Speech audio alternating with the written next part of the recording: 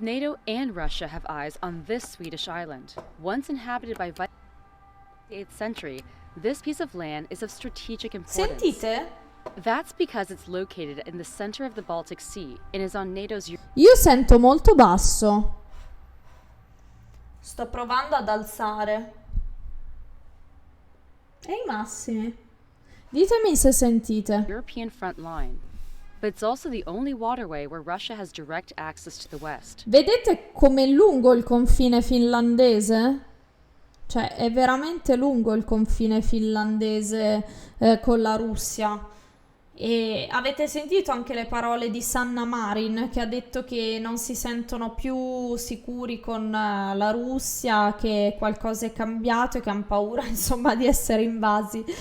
Tra l'altro oggi c'è stata una riunione tra i paesi, insomma, filorussi, ecco. L'avete visto magari sui miei canali che ho condiviso dei video. Fatto sta che c'è stata questa riunione dove c'era Putin, dove c'era anche Lukashenko, e quello che si è detto è che di fatto Putin ha detto che comunque non gli fa certamente piacere che la Finlandia e la Svezia entrino nella NATO, e che questo è, diciamo, potrebbe essere problematico. Comunque la riunione era del CSTO, cioè una sorta di insomma unione di alcuni paesi come Russia, Bielorussia, Turkmenistan, questi paesi qua.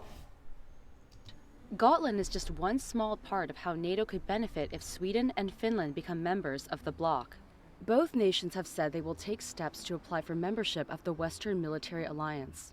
It is a very significant shift. These are two countries that have sought to take a position of military non-alignment. Finnish and Swedish membership in NATO would greatly enhance the defense of the Baltic region and reduce the chances of Russian adventurism or attack across. Tra l'altro NATO, sapete per cosa sta? NATO vuol dire praticamente Alleanza Atlantica del Nord. The air, land, and sea domains in an integrated fashion. Analysts say the expansion of the bloc could make NATO stronger and affect Russia's current strategy in Ukraine. To understand how, we need to look at the geography and military capabilities of both countries. The location of both Sweden and Finland would mean the alliance has significantly more land in the east of Europe. Take Finland, for example. It has an 830-mile long border with Russia. È molto, vedete quanto confine, invece la Svezia pochissimo.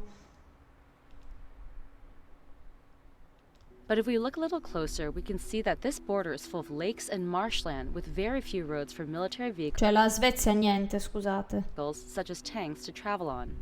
Analysts say those conditions would be beneficial for NATO in any potential combat situation with Russia.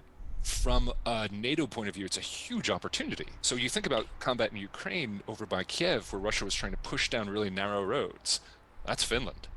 One key area for Russia is the Kola Peninsula, where Moscow houses sub-launched ballistic missiles that are key to its nuclear arsenal. Currently, the only NATO country bordering the zone is Norway. But analysts say if Finland joins the bloc, it would increase pressure on the region.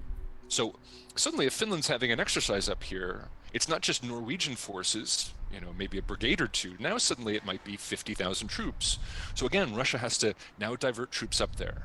In Sweden, Gotland is strategic for Russia because it could be a base to protect its naval forces in the Baltic Sea. And they would use that as a base of operations for amphibious assault, for land attack, for air attack, and for naval attack. In 2017, NATO and Sweden worked together on a simulated mission of a Baltic Sea attack, which Al Burke said concluded the island would be a central part of any invading strategy. Che bei posti però questi. Although Finland and Sweden have been close NATO partners for decades and worked on such joint missions, they have remained militarily non-aligned. For centuries, Sweden has largely avoided involvement in military conflicts, while Finland stayed out of NATO after the alliance formed in 1949, largely to avoid provoking Russia. So the fact that they are deciding now to potentially join the alliance, I think is very significant and speaks to the sense of vulnerability that countries feel in the wake of Russia's invasion of Ukraine. Russia's invasions of Georgia in 2008 and Crimea in 2014 sounded alarm bells in both nations.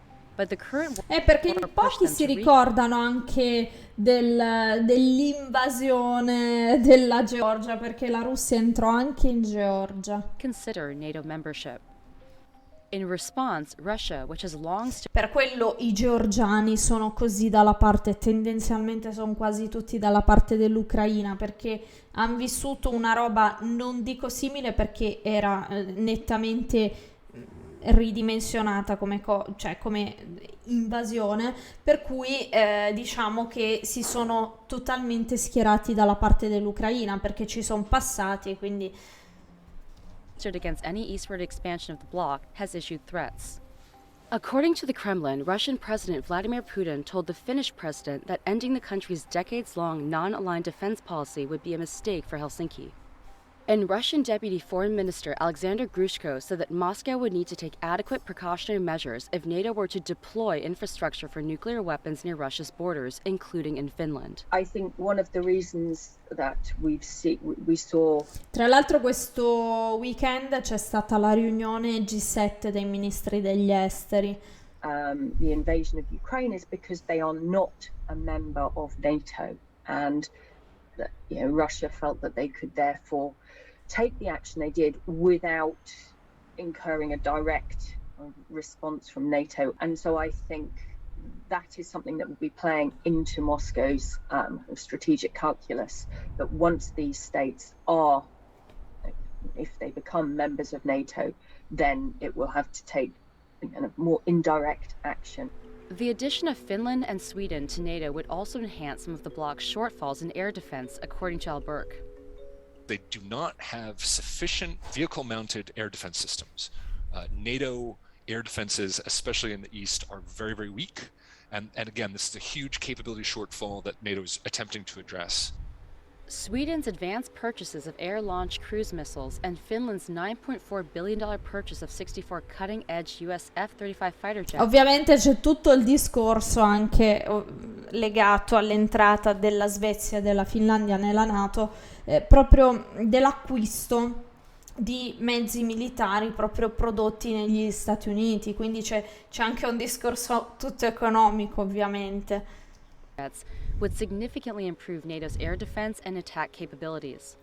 And it could require Russia to add countermeasures to that potential threat, analysts say. Tra l'altro anche noi italiani esportiamo molto, cioè a livello militare siamo un'industria, una delle più importanti. Spreading its resources thin while trying to establish air dominance. But some analysts also believe that the introduction of Sweden and Finland into the bloc could fit into a broader plan by Russian President Vladimir Putin to realign his forces to different regions. I think Russia thought a long time ago that Finland and Sweden would end up joining NATO. I think it helps Putin in terms of his messaging that NATO is scary, so that he can divert resources from human development in Russia towards military. Beh, comunque quello che dicono era che comunque era prevedibile che Svezia e Finlandia entrassero nella NATO prima o poi. Quindi hanno detto di fatto questa guerra ha accelerato questo processo, la si può leggere anche così. Grazie Marco per il follow.